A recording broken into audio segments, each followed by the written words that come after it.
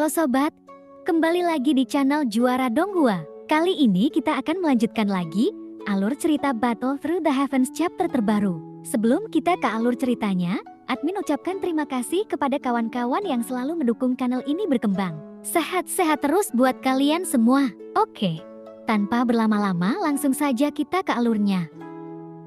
Saya hanya mendengar suara dingin Sioyan yang keluar. Pada titik ini, Anda dapat melihat segel bintang 9 di antara alisnya. Di mata yang terbuka dan tertutup kembali, bintang ganda tiba-tiba muncul. Avatar Dewa Asli dan Dewa Asli bergabung menjadi satu pada saat ini. Semburan energi dan darah seketika terlihat dalam tubuh. Dan hanya ketika keduanya bergabung, seseorang dapat mencapai alam leluhur Dewa Asli. Biarkan kekuasaan punya aturan tersendiri. Kemudian, luka berdarah di tubuh besar itu sebenarnya mulai sembuh. Terlebih lagi, saya melihat di bawah kulit Sioyan cahaya keemasan itu kemudian mengalir. Energi pedang yang tajam tidak dapat lagi melukai siapapun, dan tubuh fantasi emas dapat mengubah daging dan darah menjadi substansi, sehingga memiliki pertahanan yang lebih kuat. Sosok Sioyan segera berubah menjadi ribuan kaki. Lalu sebelum pedang raksasa itu jatuh, dia langsung mengangkat tangannya dan menunjuk ke arah mereka bertiga. Sing Sushi. Kekuatan jari ini secara alami beberapa kali lebih kuat daripada klon Dewa Asli jika digunakan sendiri. Jari-jari besar berputar dengan cahaya keemasan, dan dia meledakkan 3 orang dengan kekuatan yang bisa menghancurkan dunia. Adapun pedang raksasa itu meluncur ke bawah, menebas ke arah Sioyan. Angkat telapak tanganmu untuk menangkapnya dengan keras. Pedang raksasa setinggi ratusan kaki berada bawah tubuh Sioyan yang tingginya beberapa ribu kaki, dan itu tampaknya tidak lagi begitu besar dan membebaninya. Terdengar suara dentang saat menyentuh telapak tangan emas Sioyan. Percikan api pun kemudian terbang ke segala arah. Meskipun energi pedang yang ganas mengalir deras di sepanjang lengan Sioyan dan ke tubuhnya, bagaimanapun itu adalah keabadian dewa tingkat kedua. Ketajaman energi pedangnya masih sangat dahsyat. Dan itu sebenarnya di tubuh Sioyan, di mana cahaya keemasan mengalir menjauh dari tubuhnya. Tanda pedang yang dalam muncul di bagian tubuhnya. Meski darah dibiarkan mengalir keluar, namun dibandingkan dengan situasi tragis sebelumnya, cedera seperti itu, Sioyan masih bisa sembuh hampir dalam satu tarikan napas. Tidak ada sama sekali bekas luka pada Sioyan setelah pemulihan. Sebaliknya, Sioyan meraih pedang raksasa itu, dengan tangan satunya sudah mengepal dengan 5 jarinya. Kemudian pedang itu mengenainya dengan keras. Tiba-tiba, pedang raksasa itu ditumpahkan oleh tangan emas, kemudian runtuh inci demi inci oleh jari pembunuh bintang Sioyan yang sangat kuat. Mereka bertiga mengambil tindakan bersama, melompat dari udara ke peron. Tiba-tiba terdengar suara gemuruh yang memekakan telinga. Dibandingkan dengan kemudahan Sioyan untuk menolak tuduhan tersebut, ketiga orang tersebut harus membayar harga yang lebih besar. Dia sebenarnya menyembunyikan kekuatannya dan merupakan dewa asli alam leluhur. Pantas saja kamu berani sombong. Salah satu dari mereka langsung berteriak, dan Sioyan mencibir saat mendengar ini.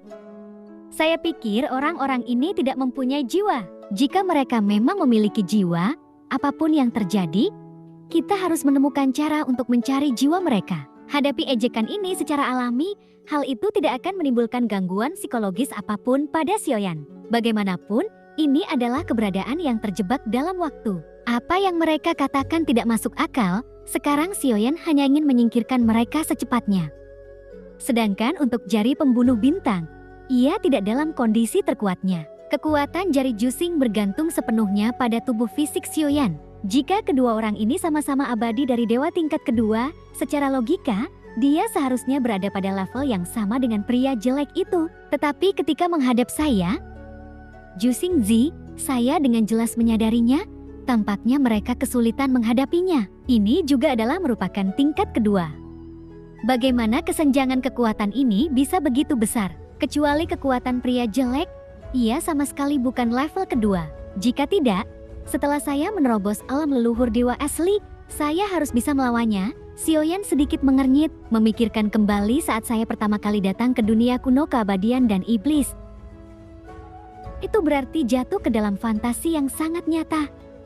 Ketika Sioyan datang ke sini, itu semua masih berupa ilusi, dan itu semua membuat Sioyan saat ini merasa itu tidak nyata. Ketiganya tampak jelek, Jari ini sepertinya membuat mereka marah dan tiba-tiba ketiganya memancarkan aura keagungan. Ekspresi yang terlihat seperti dia ingin mati bersama Xiaoyan. Dan Xiaoyan pun sebelum mereka bertiga mengambil tindakan, ia mengambil beberapa langkah ke depan. 7 langkah mengejutkan Tuhan yang kokoh melimpah dan menutupi langit. Keterampilan bertarung seperti itu, kekuatannya sebenarnya sedikit lebih kuat dari Star Jujai sebelumnya. Segera, mereka bertiga mulai terlihat sedikit malu. Kekuatan tingkat kedua tidak lebih dari itu, maka pertempuran harus segera berakhir. Setelah mengambil tindakan 2 kali, Xiaoyan sebenarnya sedang menguji dan hanya ingin melihat apakah keduanya punya keberatan.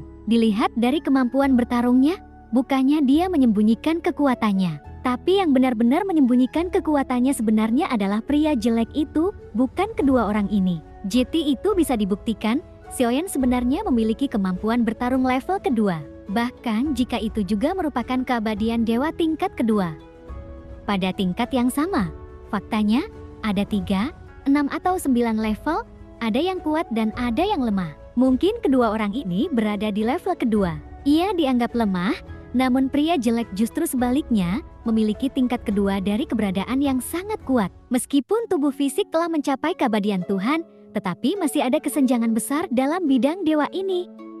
Oleh karena itu, tidak mungkin membuat penilaian yang akurat. Xiaoyan segera bergerak, lalu 82 kepalan tangan dewa dipenuhi dengan cahaya keemasan yang mengalir deras. Tubuhnya tiba-tiba membesar dan terkadang mengecil. Hal ini menyebabkan ketiga angka tersebut dengan cepat mulai runtuh. Di bawah tangan emas, 3 sosok ditembak mundur satu persatu, lalu semuanya diiringi dengan suara retakan tulang yang berasal dari tubuh fisik.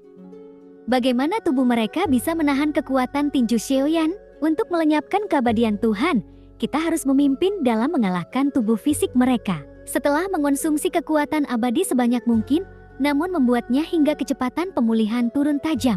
Ini benar-benar dalam situasi yang menyedihkan.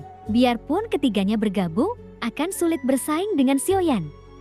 Kecuali kepalan tangan yang dipenuhi cahaya keemasan dari waktu ke waktu diselimuti api dan guntur. Keganasannya terbukti dengan sendirinya, namun kekuatan ini hanya kurang dari 50%. Ketiganya kemudian berlumuran darah, dan 4 mata Raja Iblis bermata 4 ada darah mulai berkucuran, dan itu terlihat sangat tragis. Para dewa asli, jangan terlalu sombong. Di dunia yang luas, Anda tidak dapat melarikan diri. Ketiganya berada di ujung tambatan mereka. Xiaoyan terlalu malas untuk memperhatikannya. Sosok yang melompat keluar, lalu mengayunkan tinjunya. Kemudian dia berencana untuk melakukan pukulan terakhir dan melenyapkan mereka bertiga sepenuhnya. Kemudian sempurnakan dengan hati api, dan itu akan melenyapkan keabadian ketiga dewa tersebut. Terjadi sebuah ledakan. Tinju cahaya keemasan juga seperti jurang di langit. Mata ketiga orang itu menghalangi langit dan matahari. Sepertinya mereka sudah tidak bisa menahan diri lagi, padahal matanya penuh ketakutan. Dan mungkin itu tidak nyata sama sekali.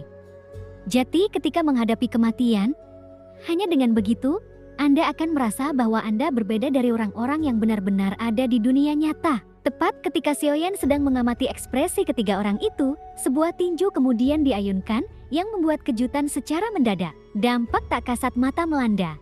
Lalu pukulan itu melayang beberapa meter dari mereka bertiga. Ada kekuatan yang dahsyat, mereka benar-benar memblokir pukulan Xiaoyan. Di bawah tinju Xiaoyan, sesosok tubuh muncul. Di saat yang sama, hati Xiaoyan tiba-tiba menegang, karena dalam lingkup jiwa alamnya, satu demi satu nafas muncul. Xiaoyan terkejut, dia juga bisa melihatnya melalui penglihatan sekelilingnya. Berbagai sosok muncul di sekitarnya, kemudian dibandingkan dengan ekspresi Xiaoyan, si bungkuk lantian dan 4 orang lainnya, ekspresi mereka semakin ketakutan. Iblis tak berwajah di depan kita belum terpecahkan, dan sosok-sosok ini muncul di sekitar. Mereka sepertinya mengenalinya.